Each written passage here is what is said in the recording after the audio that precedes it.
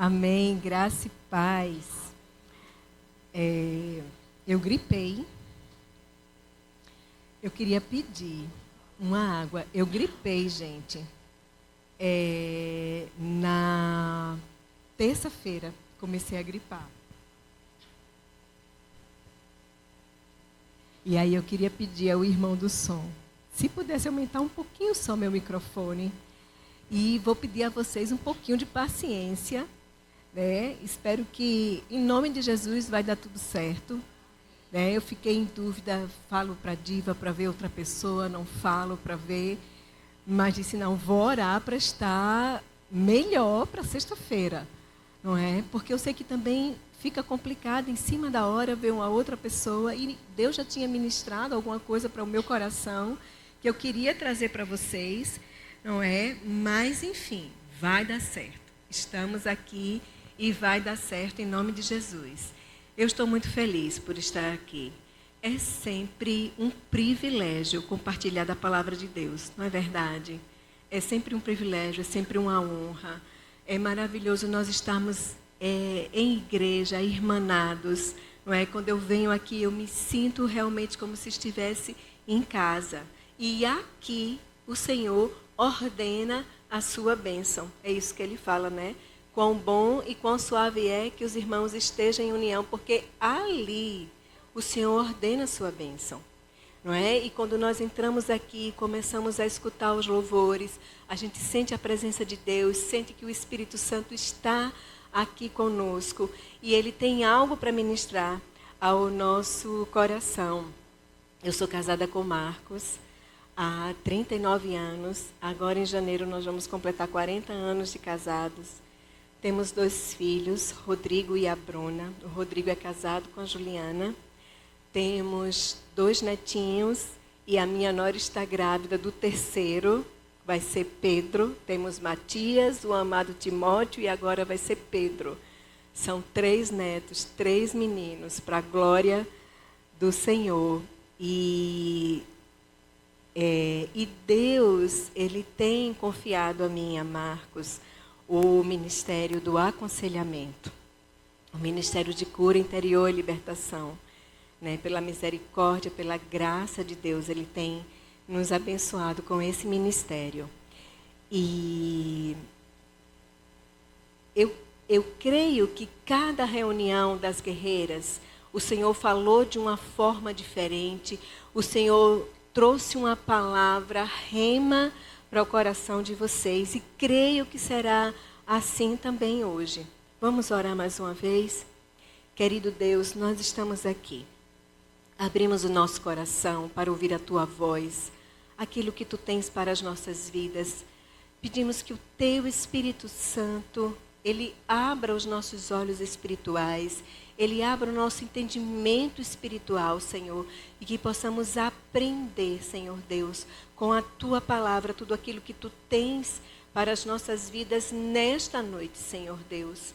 Em nome de Jesus, eu te peço, renova as nossas forças depois de um dia de trabalho, vem renovando as nossas forças físicas, as nossas forças emocionais, as nossas forças espirituais, para tudo aquilo que Tu desejas falar, Senhor. E nós te damos a glória e a honra para sempre, em nome do Teu Filho Jesus. Amém. Irmãs, geralmente no final do ano, é uma época que a gente sempre reflete um pouco, não é? A gente para refletir e pensar o que foi que nós fizemos ao longo do ano, não é? Como foi a nossa vida ao longo deste ano, quais foram os objetivos e propósitos que nós conseguimos cumprir, quais foram aqueles objetivos que nós não conseguimos cumprir. Geralmente, final de ano é uma época que a gente para pensar um pouquinho sobre a nossa vida, sobre a nossa história. Para alguns, comemorar o Natal é uma bênção, não é? Para outros, o Natal é uma época melancólica, romper de ano é uma época melancólica.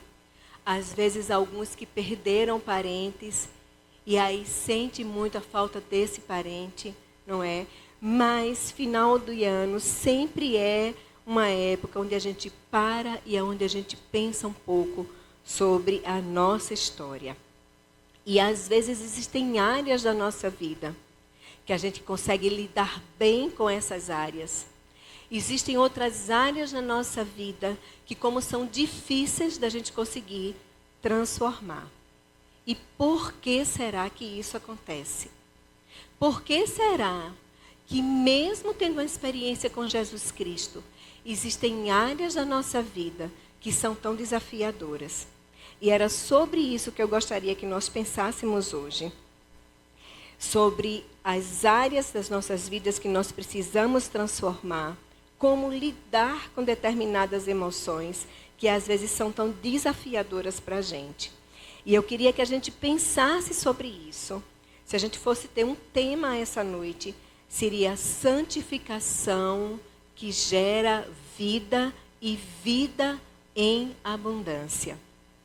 Não é? Vamos entender o que é que santificação tem a ver com a nossa história.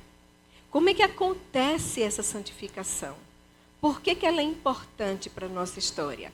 Como ela se dá?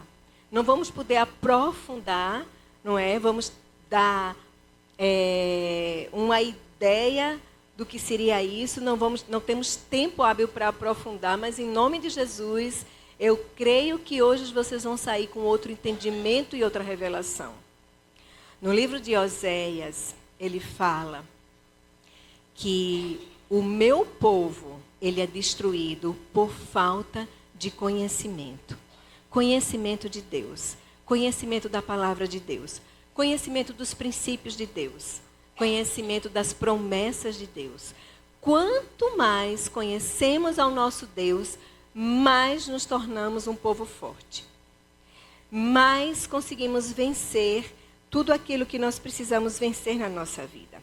Então, a santificação, ele é esse processo de nós nos despojarmos de todo pecado, de toda maldade, de toda inveja, de toda impureza. É esse processo. O apóstolo Paulo, em várias cartas, ele fala aos santos que estão em Éfeso, aos santos que estão. Quando ele fala aos santos que estão em Éfeso, esse santo, ele está se referindo a uma posição. Nós já somos filhos de Deus. Nós somos santos no sentido de sermos separados. Mas há esse processo de santificação. Nós somos chamadas à santidade.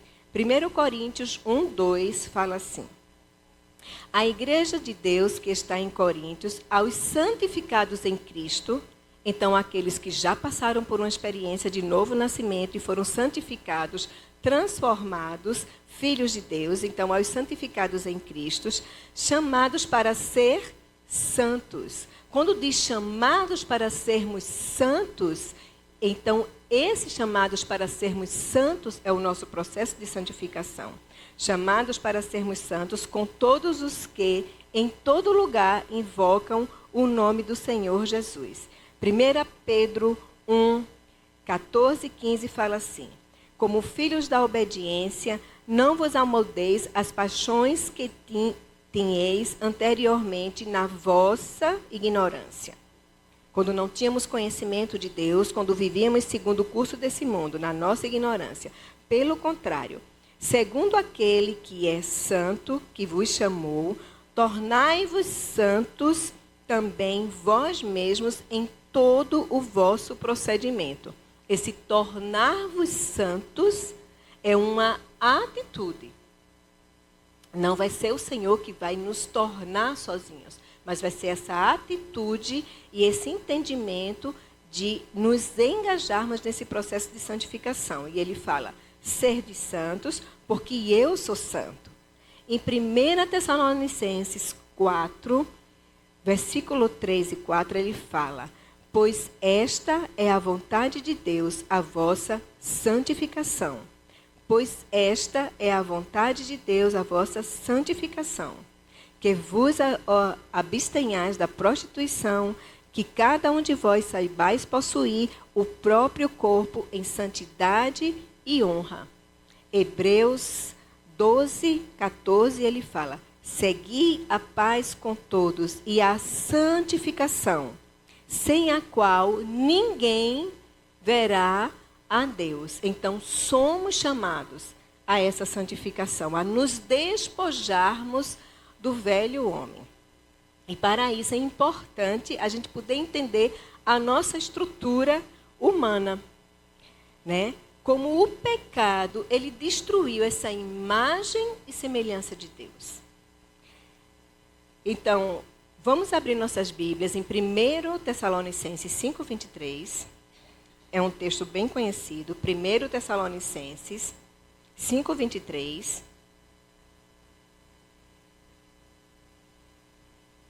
Eu vou lendo por causa da nossa hora, tá certo? Já está ali. 1 Tessalonicenses 5, verso 23. Ele diz assim: o mesmo Deus da paz vos santifique em tudo, e o vosso espírito, alma e corpo sejam conservados o quê? Íntegros e irrepreensíveis na vinda do nosso Senhor Jesus Cristo.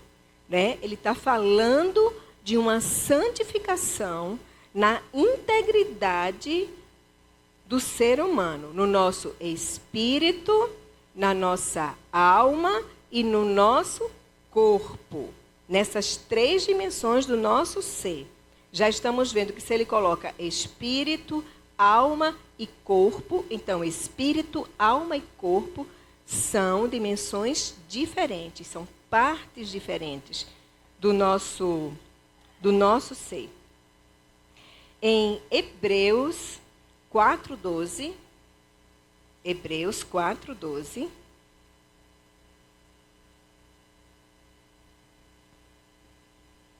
ele fala assim: porque a palavra de Deus é viva e eficaz, e mais cortante do que qualquer espada de 2 gumes, e penetra até ao ponto de dividir alma, espírito, juntas e medulas. Juntas e medulas está falando de quê, mulheres?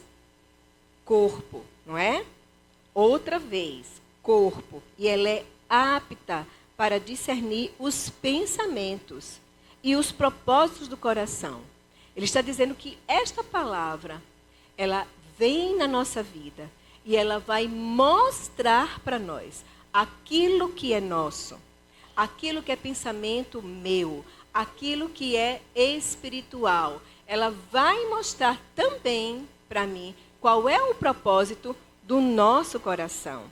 E se ele está dizendo que ela é apta para dividir espírito, alma e corpo, então espírito, alma e corpo não são a mesma coisa, não é? Então, espírito, nosso espírito, o nosso espírito é o lugar que nós temos consciência de Deus. É este lugar. Gênesis 2:7 fala assim: então formou o Senhor Deus ao homem do pó da terra e lhe soprou. Imagine um boneco de barro, um corpo que ficou pronto. Mas ele ainda não tem vida. Mas ele está pronto. Mas não tem vida. E literalmente Deus, ele sopra nele o fôlego de vida. Esta palavra, fôlego de vida, no hebraico, significa espírito. Significa vento, inspiração. Então Deus, ele sopra o espírito nas narinas do homem. E o homem passou a ser uma alma vivente. Essa combinação de corpo, o espírito que é soprado, e o homem passa a ser uma alma vivente. Veja que interessante. E aí, por quê? Por que nós temos um espírito humano? Por que será que Deus nos fez com um espírito humano? Porque nós somos a imagem e semelhança de Deus. E o nosso Deus, ele é um ser espiritual. Quando Jesus, ele conversa com a mulher samaritana, ele fala: Deus é espírito. Importa que os seus adoradores o adorem em espírito e em verdade. Se nós somos a imagem e semelhança de Deus, então nós também somos seres espirituais. É por isso que nós temos um espírito. Nada, nenhuma obra na criação é a imagem e semelhança de Deus. Gente, isso é muito especial. Isso é muito profundo. Entende? Só você, só o homem é a imagem e a semelhança do nosso Deus. Nenhum outro ser na terra tem essa característica. Nem mesmo os anjos, que são seres também espirituais, eles carregam a imagem e semelhança do nosso Deus. E aí uma coisa muito linda. Deus, ele fala para Jeremias: antes que você estivesse formado no ventre da sua mãe, eu te conheci. E eu te chamei como profeta para as nações. Entende? Deus fala para Jeremias antes que você estivesse no ventre da sua mãe. Eu não sei qual a experiência que você teve de nascimento. Eu não sei se você foi desejada ou não pelos seus pais. Se a sua mãe lhe desejou ou não. Eu não sei se você passou por uma experiência de rejeição. Ou por sua mãe, ou por seu pai, ou pelos dois. Não sei se tem alguém aqui que tem uma história da mãe ter tentado abortar. Não sei qual a experiência de vocês. Mas independente dessa experiência humana, você está aqui porque Deus sonhou com você. Deus criou você espírito antes que você estivesse no ventre da sua mãe. Entende? Deus conhecia você antes que você estivesse no ventre da sua mãe. Ele olhou, ele sonhou e ele disse: vai nascer, Diva vai nascer desse pai e dessa mãe. Entende, gente? Cada pessoa que está aqui. E Deus criou você com uma identidade. Deus não trouxe você aqui por acaso. Ninguém neste mundo nasceu sem um propósito. Certo? Então você é um ser espiritual. E as nossas ações, gente, são ações espirituais. E é muito importante que a gente entenda isso.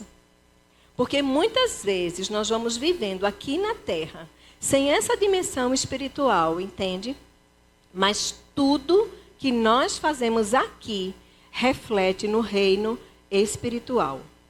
Toda a ação nossa reflete no reino espiritual. Então nós temos também uma alma. O que é a nossa alma? A nossa alma é a sede da nossa personalidade, é a nossa mente.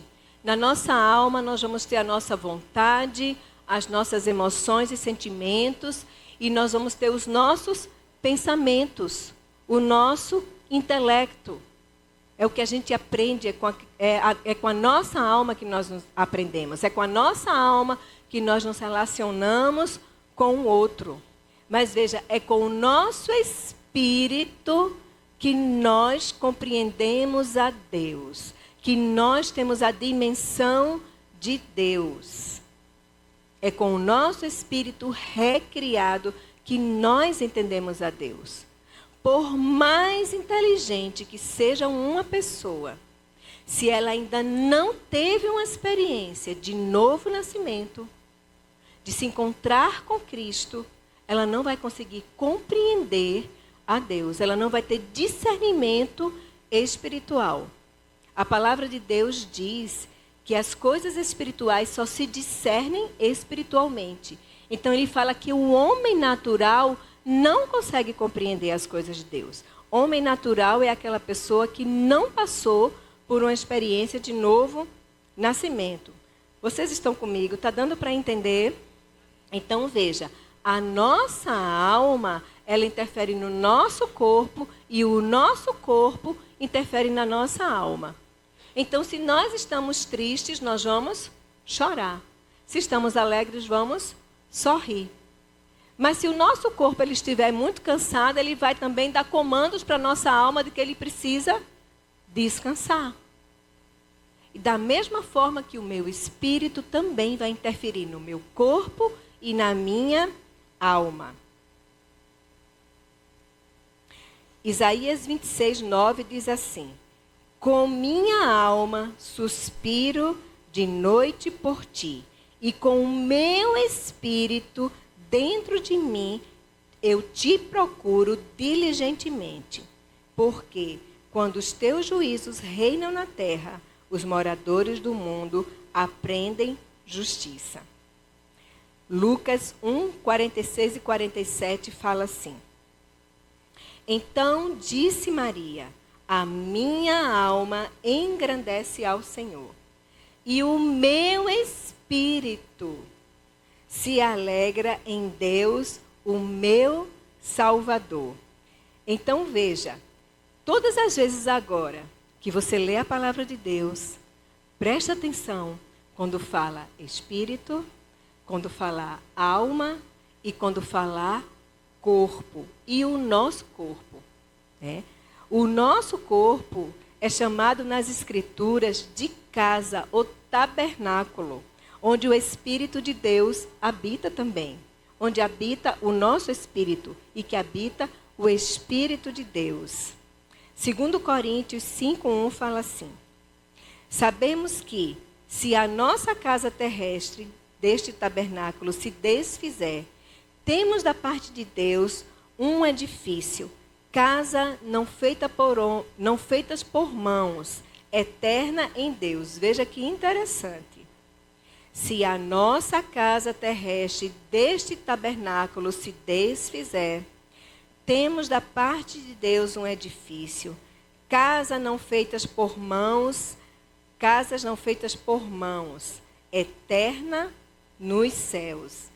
2 Pedro 1, de 13 a 15, fala assim: também considero justo, enquanto estou neste tabernáculo, despertai-vos com essas lembranças, certos de que estou prestes a deixar o meu tabernáculo, o meu corpo, como efetivamente o Senhor Jesus me revelou. Tiago 2,26 fala assim: porque assim como o corpo sem espírito é morto, assim também a fé sem obras é morta, certo? Então, o meu corpo, ele é um tabernáculo e ele abriga o meu espírito e a minha alma. No dia que o meu corpo enfraquecer, morrer, o meu espírito e a minha alma voltam para Deus. O meu espírito e a minha alma são imateriais, são incorpóreos. E o interessante é que se um neurologista, ele operar o meu cérebro e ele abrir a minha cabeça, ele vai ver uma massa cinzenta. Mas ele vai ver o amor, mas o amor não existe. Ele vai ver o medo, mas o medo não existe. Entendem? Isso é alma, é imaterial, não é corpóreo, mas existe dentro da gente. Então veja, nós somos um espírito, que possuímos uma alma e que habitamos em um corpo. Cássia, e o que tudo isso tem a ver com santificação? Por que tudo isso tem a ver com santificação? Eu queria 3 mulheres aqui na frente, que fossem da equipe, de preferência. 3 mulheres rapidinho aqui na frente. Tem algum homem que possa vir aqui na frente?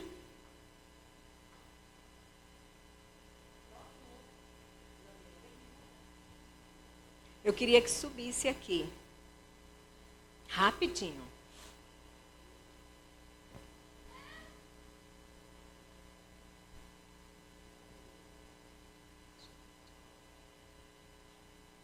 Como é seu nome? Lene. Lene. Você vem para aqui. E teu nome? Daniel. Daniel vai ficar aqui. E vai virar aqui para Lene. Vai ficar virado aqui. E aqui uma terceira, Diva.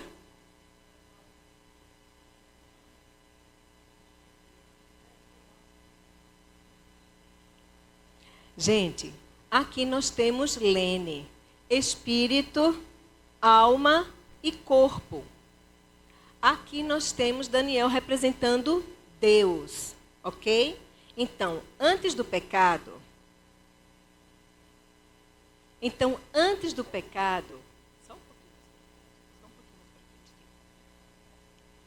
antes do pecado, Lene, ela tinha plena comunhão com Deus. Antes do pecado, o homem, ele tinha plena comunhão com seu Criador. E o seu Criador vinha no final da tarde, conversava com esse homem, falava para esse homem das coisas espirituais. E o homem, com o espírito dele, ele entendia a Deus, né? E Deus falava com esse homem. Então, o homem entendia a Deus, recebia espiritualmente tudo que ele compreendia, discernimento espiritual, e aí o espírito desse homem alimentava a alma, que alimentava o corpo, e todos tinham comunhão com o seu Criador. Então, antes do pecado, eu possuía uma alma espiritual. Por que uma alma espiritual? Porque esta alma se alimentava de Deus. Esse espírito, ele tinha discernimento de Deus que alimentava todo esse homem. Então, ele tinha plena comunhão com Deus. Mas Deus, no Éden, ele tinha deixado algumas orientações para o homem. Alguns princípios e algumas ordens. Então, ele falou, tenha domínio sobre a terra, tenha autoridade sobre a terra. Deus deu ao homem essa autoridade sobre a terra. Mas ele disse também ao homem, multiplique-se. E ele disse também, você pode comer de todas as árvores que tem nesse jardim. Mas a árvore do conhecimento do bem e do mal, você não pode comer. Porque no dia que você comer, é certo que você morrerá. Ele não deixou nenhuma dúvida para o homem. Com certeza, Deus ele explicou exatamente para o homem o que seria essa morte. Que seria a morte espiritual. Então, veja, o homem, ele tinha ali a voz do seu Criador, não coma dessa árvore, mas ele tinha também uma outra voz, a voz da serpente, a voz de Satanás, que dizia para ele, você pode comer dessa árvore e não vai acontecer nada. É dessa mesma forma que Satanás ele continua trabalhando na nossa vida, com mentiras, entende? Então, o homem ele tinha que fazer duas escolhas. Ou ele iria acreditar na voz de Deus, se ele comesse, ele morresse, ou ele iria acreditar e ter fé na voz de Satanás. E este homem, ele escolheu naquela hora comer esse fruto. Então ele morre. E ele perde essa comunhão que ele tem com Deus.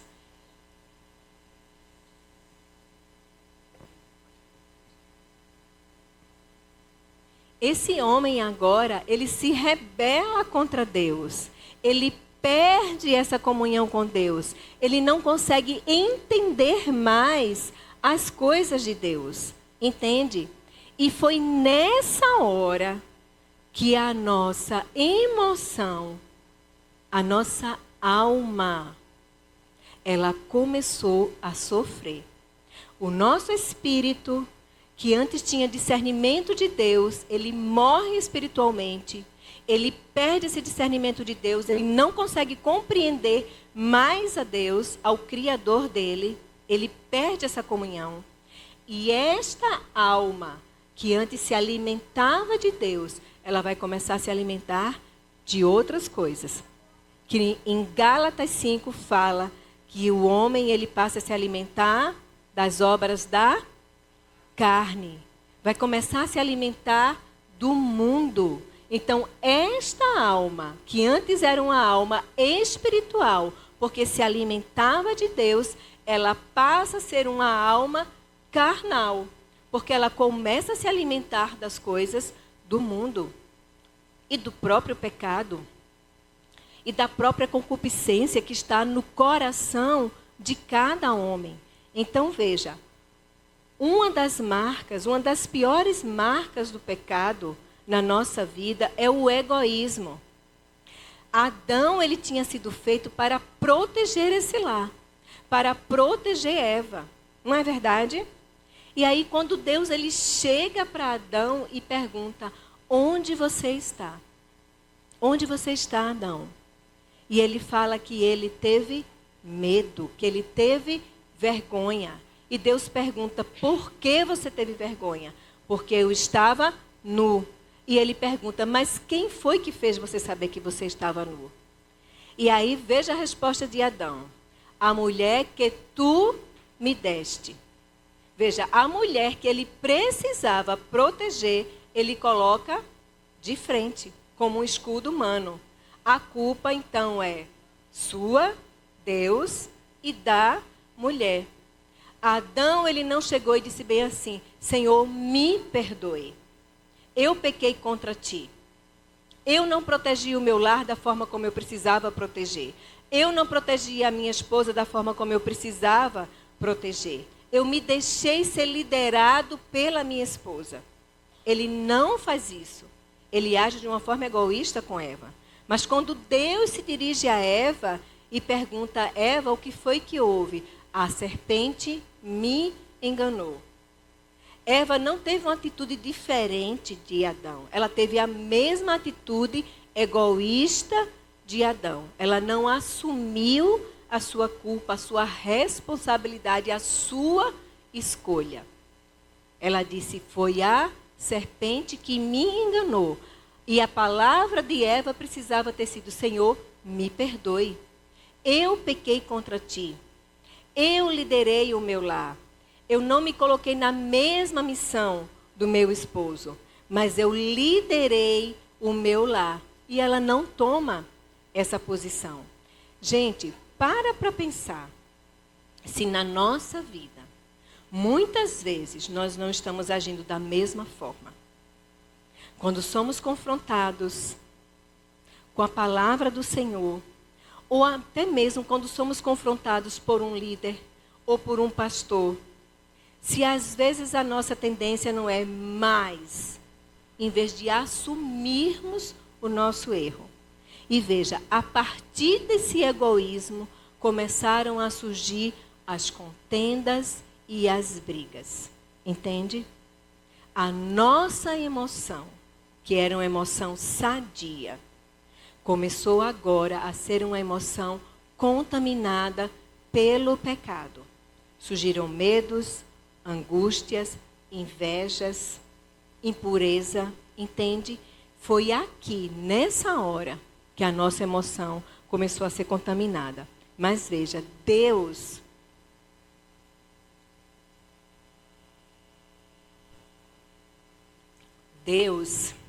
Ele é rico em amor e misericórdia.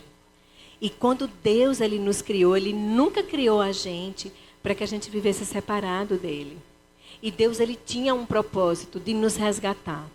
Uma das notícias mais bombásticas no reino espiritual foi quando Deus falou: virá um descendente da mulher que pisará na cabeça. Porém, inimizade entre ele e a serpente. Satanás jamais esperava essa notícia. Porque o que Satanás pensou foi conseguir ofender o coração de Deus, conseguir levar o homem para a mesma condenação que eu tenho. Ele não sabia o plano maravilhoso que Deus tinha. Então Deus, ele manda Jesus Cristo para trazer novamente esse homem. Assim caindo aqui, alma. Então, o homem ele passa por uma experiência de aceitar Jesus como Salvador e ele é restaurado na comunhão dele com Deus. Mas uma coisa muito importante para a gente compreender. Quem passou por esse novo nascimento de uma forma plena foi o nosso Espírito. No livro de João, capítulo 3, Nicodemos ele vai ter com Jesus. E Jesus fala para Nicodemos, para que você possa entrar no reino de Deus, você tem que nascer de novo. E Nicodemos não entendeu. Vou voltar ao ventre da minha mãe, como assim? E ele disse, aquele que nasce da carne é carne. Mas aquele que nasce do Espírito, depois você olha aí na sua Bíblia, ele coloca aquele que nasce do Espírito, Espírito com E maiúsculo, é Espírito. Espírito minúsculo, com E minúsculo. Ou seja, aquele que é gerado pelo Espírito Santo de Deus. Então, quando nós aceitamos Jesus como nosso Salvador, instantaneamente, na mesma hora, o meu espírito, ele passa por uma experiência de novo nascimento. E ele volta a ter vida de Deus. Ele volta a compreender a Deus. Mas a minha alma, essa alma daqui, ela precisa passar por um processo de santificação. Entende? Esse processo de santificação vai fazer com que essa alma novamente se submeta a Deus e que o seu corpo também se submeta ao Senhor. Obrigada, gente. Vamos entender isso aqui direitinho. Esse novo nascimento que nós precisamos.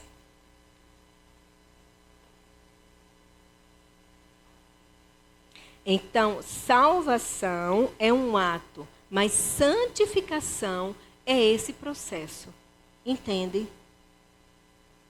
A nossa alma, a nossa personalidade, ela foi ferida pelo pecado. Veja, Jesus, em Mateus 26, 41, ele fala assim: vigiai e orai, para que não entreis em tentação. O espírito, na verdade, está pronto. Veja que interessante. Gente, nós precisamos aprender, assim, a ler a Bíblia, sabe? Prestando atenção a todas as minúcias. Porque cada detalhe vai ser muito importante. Então, veja, vigiai e orai, para que não entreis em tentação. O espírito, na verdade, está pronto. Entende o que a palavra está dizendo?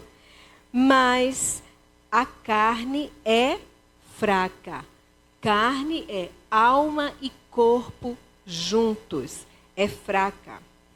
Tiago 1:21 diz assim: portanto, despojando-vos de toda impureza e acúmulo de maldade, acolhei com mansidão a palavra em vós implantada, a qual é poderosa para salvar a vossa alma. Veja que interessante. Acolhei, despojando-vos. Eu tenho que me despojar. Eu tenho que ter essa atitude de toda impureza e acúmulo de maldade. Acolhei com mansidão a palavra em vós implantada, a qual esta palavra é poderosa para salvar a vossa alma. Mas nós não já estamos salvos? Então, esse salvar aqui é santificação dessa alma através da palavra de Deus. Vamos abrir em Romanos, capítulo 12, verso 1 e 2.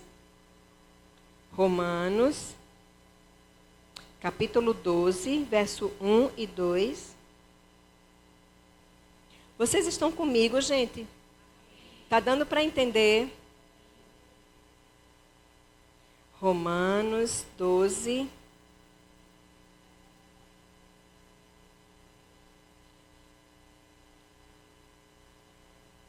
É um texto bem conhecido nosso também.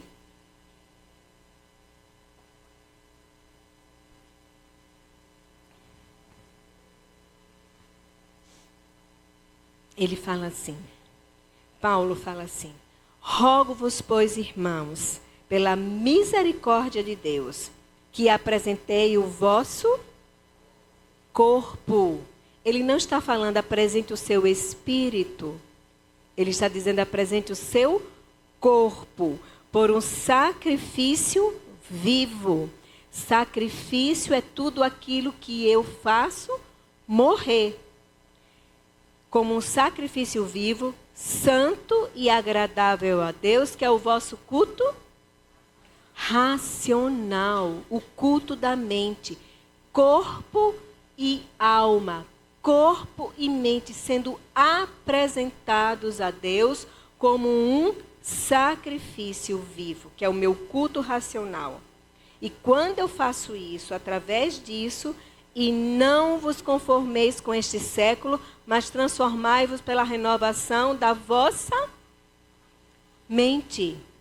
Veja, ele não fala a renovação do seu espírito, ele fala a renovação da sua mente, para que você possa experimentar qual seja a boa, agradável e perfeita vontade de Deus. Entende o que o Senhor está falando aqui para a gente?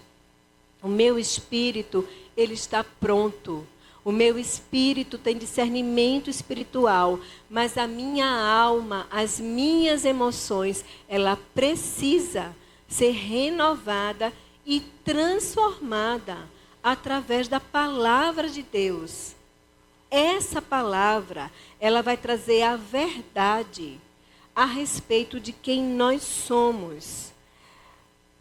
Como é que nós construímos a nossa identidade?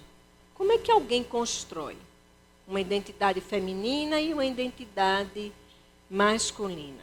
Como será que a gente constrói? Se a gente abrir na história de Gideão, já estou caminhando para o final, viu, gente? Se a gente abrir na história de Gideão, a gente vai ver a partir do verso 12 ele dizendo assim: Então um anjo do Senhor lhe apareceu e disse: O Senhor é contigo, homem valente. É Juízes capítulo 6, a partir do verso 12. Então o anjo do Senhor lhe apareceu e disse: O Senhor é contigo, homem valente. O que é que Deus pensava de Gideão? O que é que Deus dizia a respeito de Gideão? Que ele era um homem valente. Essa era a forma como Deus estava vendo Gideão. Presta atenção, mulheres. Verso 13, respondeu Gideão: Ai, Senhor meu, se o Senhor é conosco, por que nos sobreveio tudo isso? Tudo isso, todas aquelas guerras e tudo que estava havendo.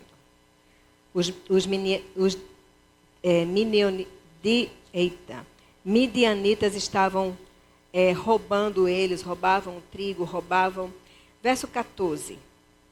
Então se virou o Senhor para ele e disse: Vai na tua força e livra Israel da mão dos midianitas.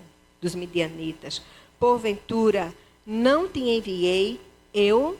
Ele deu uma ordem para Gideão: você é um homem valente, vá na sua força. É você que vai livrar Israel. Gideão responde e disse: Ai, meu Senhor, como livrarei Israel? Eis que a minha família é a mais pobre em Manassés, e eu, o menor da casa de meu pai. Veja a forma como Gideão se via, e veja a forma como Deus o via. Mas será que Gideão, ele construiu essa identidade do dia para a noite? O que será que aconteceu na história de Gideão para que ele se visse dessa forma? Entende que cada uma de nós temos uma história e que na maioria das vezes a nossa identidade, muitas vezes, nós não nos vemos como Deus nos vê. Entende? Como é que você se definiria hoje? Para pensar um pouquinho. Né? Se cada pessoa aqui tivesse a oportunidade e fosse feita a pergunta: quem é você? O que é que você falaria de você mesma? Como você se vê?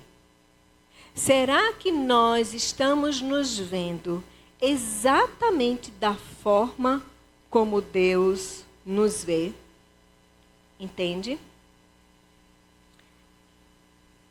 A mesma experiência aconteceu com Saul. Quando Deus chama Saul, Saul também tem a mesma resposta: eu sou da menor tribo do Benjamim.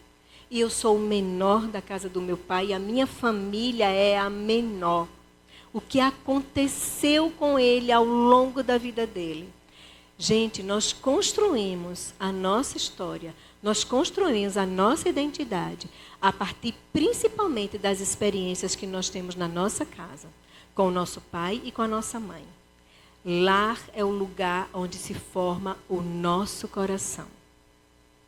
É lá que a gente constrói. É lá que muitas vezes nós recebemos as maiores ofensas na nossa vida. Entende? E é lá que também, muitas vezes, nós respondemos a essas ofensas também com uma resposta pecaminosa. Entende? E é por isso que nós chegamos a Cristo. Passamos por uma experiência de novo nascimento. Realmente tivemos uma experiência com Jesus Cristo. Cremos em Deus, mas muitas vezes nós não temos uma vida em abundância. E Jesus Cristo, ele veio para nos dar vida e vida em abundância. Entende?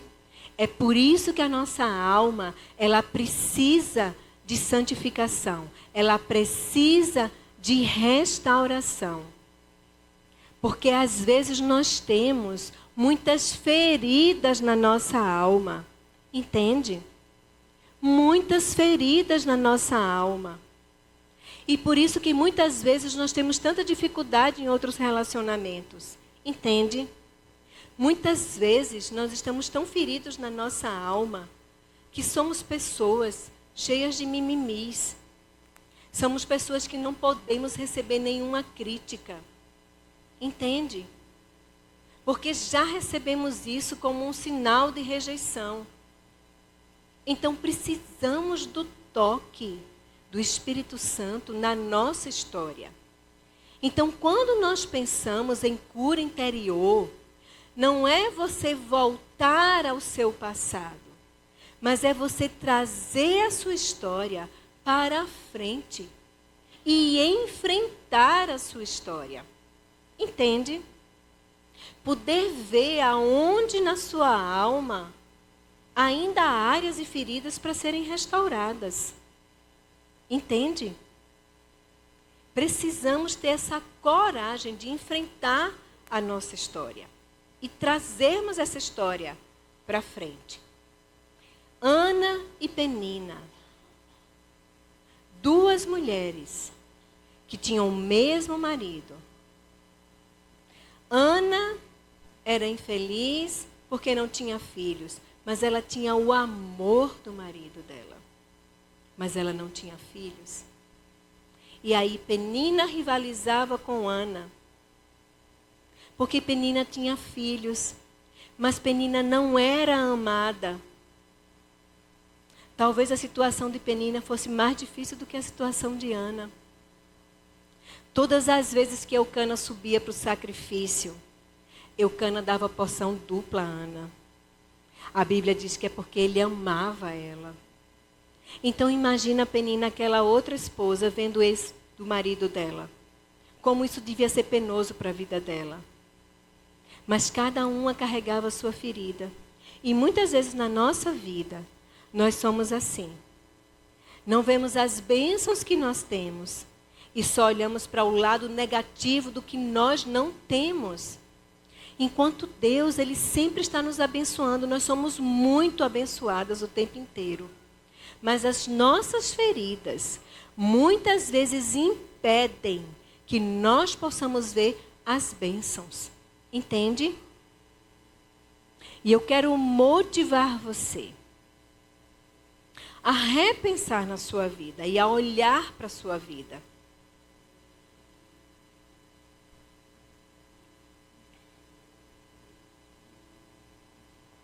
E a olhar para a sua vida. E poder realmente, sabe, sair passando um raio-x em todas as áreas da sua vida. E vendo, Senhor, qual é a área da minha vida que eu preciso de restauração? Aonde é a área da minha vida que eu preciso do toque do Espírito Santo? Qual é a área da minha vida que eu preciso que Jesus, Ele leve as dores? Vamos ficar de pé?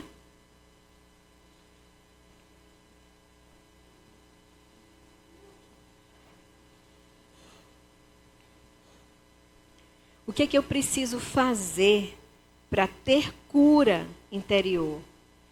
O salmista, ele diz assim: Senhor, tira a minha alma do cárcere. Muitas vezes, a nossa alma ela está aprisionada. Ele diz também assim: Senhor, traz luz às minhas trevas. O que é que nós precisamos fazer? Primeira coisa, nós precisamos reconhecer que às vezes existem áreas na nossa vida que estão feridas e que precisam de cura, que precisam de santificação. Nós precisamos buscar ajuda. Gente, não andem sozinha. Sempre vai haver alguém na igreja que você pode chegar junto. Irmã, senta aqui comigo. Eu preciso conversar com você. Vai ter uma discipuladora, vai ter a pastora, vai ter diva, vai ter um pastor. Sempre vamos ter alguém, gente. Não caminhe sozinha. Não tenha vergonha de nada que você passou. Quantas e quantas vezes, no aconselhamento, nós escutamos a frase: eu nunca contei isso para ninguém. E as pessoas passam anos com histórias que precisavam ser trazidas. A cura na fala, quando você fala da sua dor. Então, fale da sua dor. Perdoe os seus ofensores e perdoe a você mesma. Às vezes nós passamos por experiências na nossa vida onde nós não nos perdoamos ainda. E muitas vezes, gente, nós carregamos culpas que são culpas falsas. Então, perdão. Perdão vai ser o centro. A cruz de Cristo, o perdão, ali está o centro. Perdão vai ser o centro. Perdão vai ser o caminho para todas as nossas curas. E receber a cura experimentando Jesus Cristo, levar as suas dores, o Espírito Santo de Deus trazer a verdade sobre você, sobre a sua identidade, sobre a sua história. Isso é santificação. Isso é ter vida e ter vida em abundância. Vamos orar? Querido Deus e Pai, nós te agradecemos e te louvamos pela tua palavra, Senhor. Te agradecemos porque a tua palavra ela é luz para os nossos caminhos. Te agradecemos porque a tua palavra ela é como uma espada de 2 gumes que penetra até o interior do nosso ser. Senhor, nós te agradecemos porque de uma forma maravilhosa e assombrosa tu nos fizeste. Pai, em nome de Jesus, o teu Espírito Santo, ele nos conhece desde quando nós estávamos sendo formadas no ventre da nossa mãe. E eu oro, Senhor, para que cada mulher aqui, ela receba o toque do teu Espírito Santo e a verdade do teu Espírito Santo sobre a sua identidade, sobre os teus propósitos, Senhor. Eu oro, Senhor, para que o teu Espírito Santo traga essa transformação, traga essa santificação que nós precisamos na nossa alma para que nós possamos ter vida e vida em abundância, Senhor. Para que o teu Espírito Santo nos convença do pecado, da justiça, do juízo, Senhor, daquilo onde nós precisamos ser transformadas e recebermos, Senhor, o toque da tua cura, Senhor. Eu oro, Deus, para que ninguém aqui caminhe sozinho, Senhor. Eu oro te pedindo, Senhor, por uma porção de ousadia, Senhor Deus, na vida das minhas irmãs aqui presentes, Senhor. Para que elas possam, Senhor Deus, abrir o coração dela para tudo aquilo que tu desejas realizar na vida dela, Senhor. Senhor, em nome de Jesus, nos ajuda a andarmos em santidade, Senhor. Que o nosso coração, Senhor, queira te adorar, Senhor. Que o nosso coração, Senhor, queira a cada dia, Senhor, ser semelhante ao teu Filho Jesus. Em nome de Jesus, Senhor, em nome de Jesus, que esta palavra, Senhor, encontre no nosso coração acolhimento e transformação, Senhor. Nós oramos no nome de Jesus Cristo. Amém.